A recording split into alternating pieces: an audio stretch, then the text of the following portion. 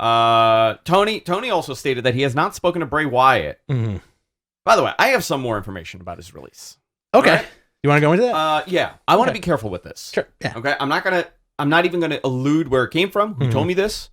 I would say that this is probably one of the most legitimate people I've spoken to that would be able to address this. Okay. Cool. This isn't a friend of a friend told me, and I even have to second source and triple source or any of that. Okay. This is firsthand information. This is as close as you could possibly get. Okay. And it's not Bray, and it's nobody that you would ever imagine.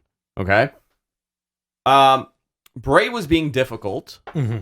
And I'm going to fill in a lot. I'm not even going to quote here. Okay. Because I have the quote. I don't want to quote it. Got it. He was a little difficult. He had some performance issues in the ring, and he had some weight issues. And I'm not saying that that's a reason. I'm not going to say that's a reason, but you can kind of piece things together as to, the things when you evaluate a talent and you're like, okay, we need this and we need that, and this is the plan moving forward. You need someone.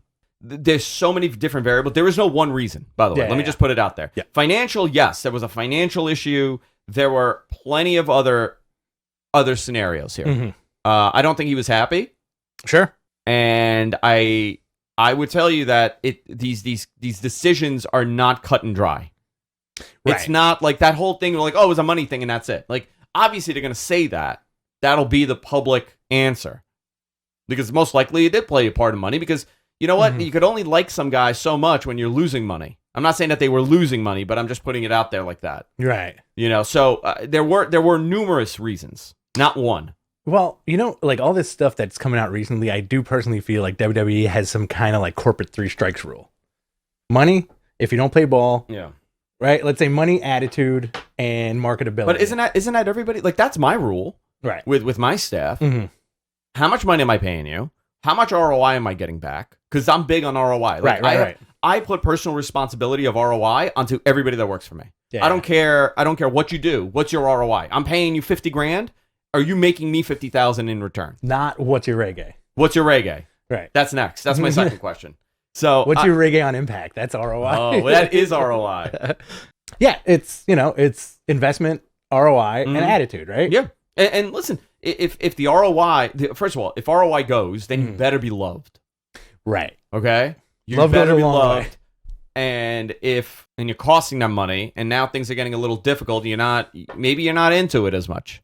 Is Shawn Michaels the best example of like this weird nonsense? Shawn is fascinating because, my God, nobody would have tolerated Vince. Nobody else Vince would have tolerated like that. But he loved Shawn. He loved him. Yeah. He loved him. Yeah. Listen, sometimes you connect with people. I have more tolerance. Like, even with work, like a couple of people that work for me, they suck.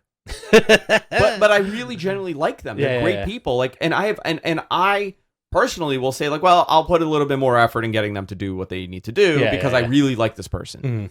So I think it's very interesting, the Bray stuff. Tony's saying he has not spoken to Bray.